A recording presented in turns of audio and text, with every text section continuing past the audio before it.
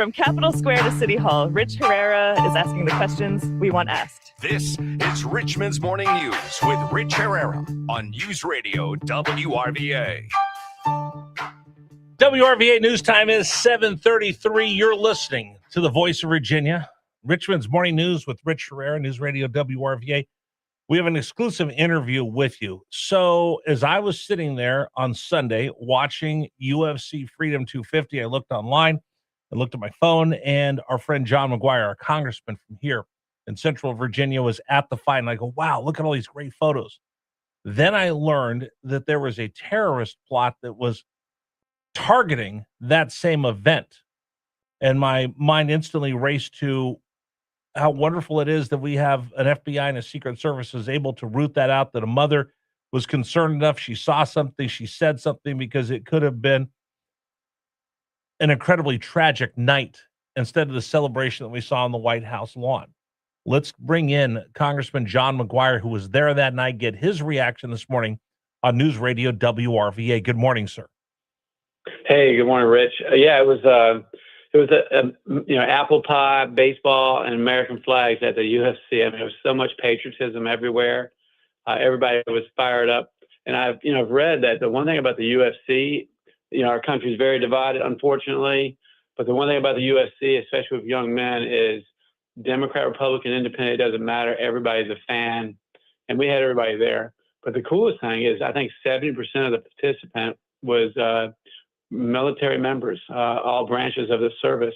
So we had Army, Navy, Air Force, Marines, Coast Guard. We had Guardians from Space Force. And I got there a couple hours early and shook the hands of countless soldiers who are, defending our country. But yeah, it was just so patriotic. It was a great event. We had a great time. I saw some of the photos, and I've been to events like this with you. In fact, first time we met face-to-face was at the Navy's 250th birthday over in Norfolk. So I've seen you interact with the sailors, interact with the troops, and to see all of those young men and women being able to see something as special as that on the White House lawn, and being UFC fans, being able to be that close to the action, that's something normal, everyday folks like them never get a chance to do. I thought it was special. I thought it was special that when Michael Chandler came out, he had a Medal of Honor winner with him, and all the Medal of Honor winners, Medal of Honor honorees. I don't want to say the word winner. I want to make sure I state that correctly. The recipients. Thank you very much, sir. I appreciate that. All the recipients of the Medal of Honor, who they get a salute from no matter who it is. It could be a 5-star. It could be everybody salutes them because they mean so much to this country. To watch them walk out with the fighters, that gave me goosebumps. Yeah, it was very patriotic. These Medal of Honor winners escorted each fighter out. There's a guy named Diego Lopez. He defeated Steve Garcia in knockout, round 2, 2 minutes 42. He's the first person in history to win a UFC fight at the White House, so that was pretty cool. You probably listen. This is a whole lot better than the drag queen story hour they had during the Biden administration. It's a return to greatness for our great nation. You probably remember the controversial comment from Josh Hockett saying that Michelle Obama is a man. I mean, look, they can't take a joke. And then, the last fight, Justin, I can't say his name right, Gustry, he defeated Ilya Topuria by TKO. It was round 4. His face was so tore up. I mean, he kept charging into his fist. I would think that maybe as I have a little bit of a background in a fighter myself, he would adjust his strategy. But even when it wasn't going well, he didn't adjust his strategy. So he just had an orbital, fracture, and his face was all swelled up, and they stopped the fight. But he was undefeated. That was his first defeat. But that was the highlight, or the main event fight. It was definitely exciting. Well, and you saw all those people come together, and I got that comment. I mean, I just wish we would have found more ways to keep people together. But even before this thing started, sir, people are trying to tear this event apart. Yeah, you know what it is. It's this Trump derangement syndrome is real. If he would cure cancer, they'd say he put doctors out of work. But Freedom 250, flags everywhere, patriotism everywhere. And, we celebrated Flag Day. We celebrated 250 years of American exceptionalism. We celebrated President Trump's 80th birthday. and everybody was smiling and happy. It was just great.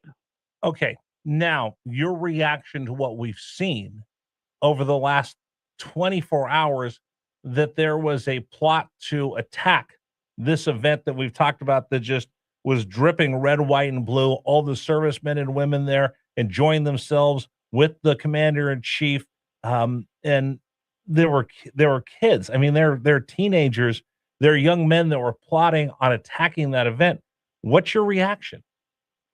I think I heard Vice President J.D. Vance say it. We need to lower the temperature, and obviously, overwhelmingly, majority of the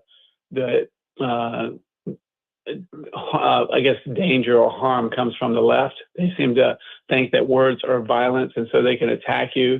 But you said it earlier that we have the best men and women in our law enforcement, our Secret Service, our FBI, our military, and we're just thankful we had them. Thankful for the mom that saw something and said something. But we have to stay vigilant. Evil does exist. And we can't let that evil stop us from having a good time. But I would ask all Americans, if you see something, say something, do something. Let's keep an eye on each other. It is a dangerous world out there. I plan on attending events in the mall. My son's coming in from Arizona. He gets here on the 1st. We plan on spending time during this 4th of July semi-quincentennial celebration in D.C.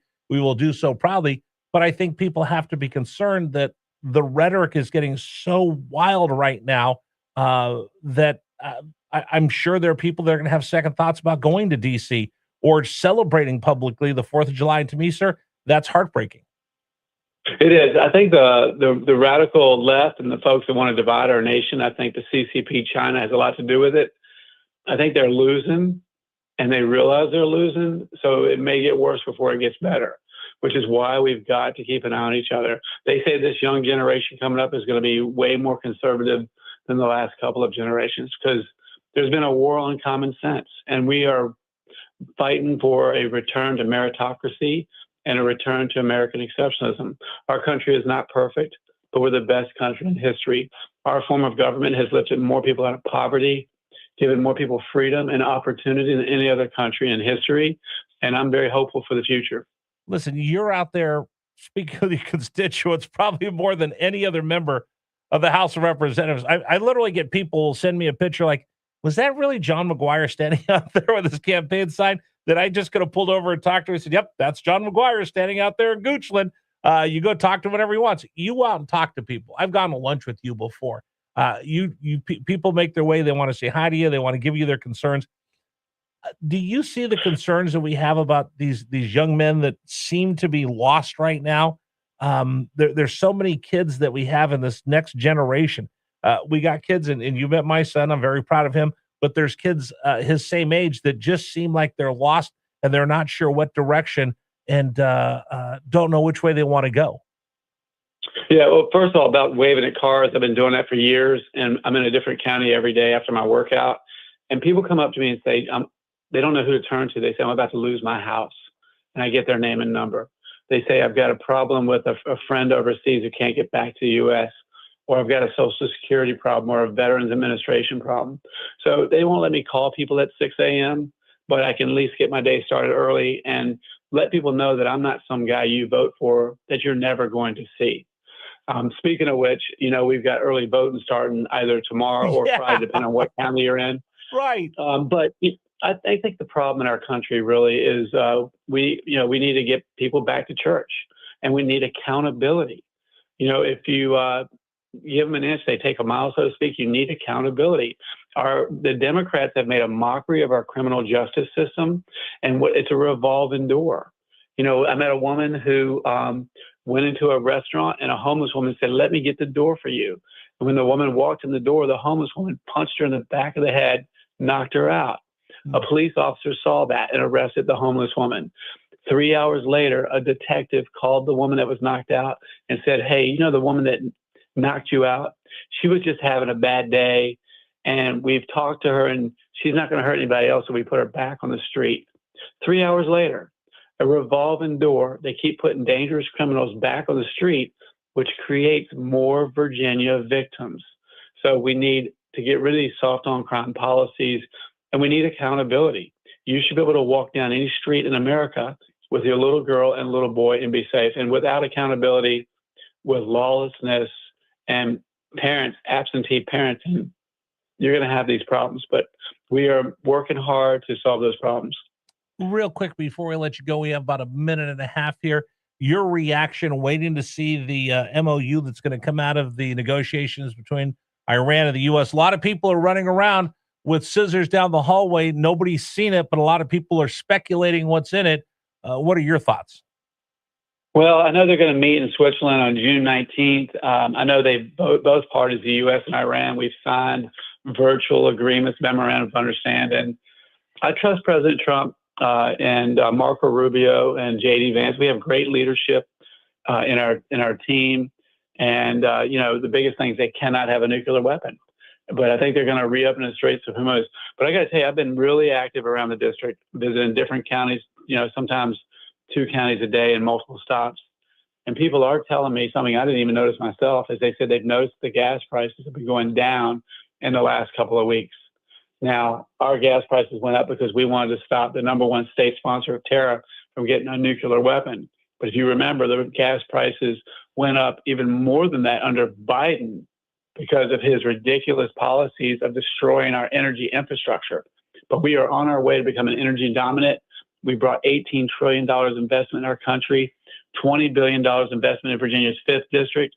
We are moving this ship around and a better future for all Americans. And I'm seeing this as I drive down West Broadham at 3 in the morning or 4 in the morning to come to work. You're seeing everything dip below $4, now about $3.55. And I've seen that over the last week. And we see where the bent crude is getting down to about $78 a barrel. It drops down a little bit more. We'll be back to where we were before all this started. And if you get Iran without a nuke, then I think that's something that everybody would agree on. That's a good idea. Sir, I appreciate you coming on with us. If I don't get, I hope I'll be able to talk to you before the 4th of July. But if not, happy 4th of July to you and your family. You as well. And don't forget to vote for John McGuire. We got 45 days starting tomorrow or Friday. People are just voting 24 hours a day, 7 days a week, 365 days, it seems like. But again, thank you for reminding everybody early voting begins on Thursday. Sir, thank you very much. I'll talk to you soon. All right. God bless you. Bye. God bless you. Thank you very much. John McGuire joining us here on News Radio WRVA. All right. You want to comment? Feel free. I mean, it's pretty scary. And we've talked about this on the program. There is a whole generation of young men that are just disillusioned right now. And we're going to talk more about this. I think it's something that we need to, as a society, as a community, talk about these young men that are looking for a purpose right now. And it's something bigger than we have time for right now, but I do want to address that on the program. All right, today's program is brought to you in part by Men's Wellness Center. So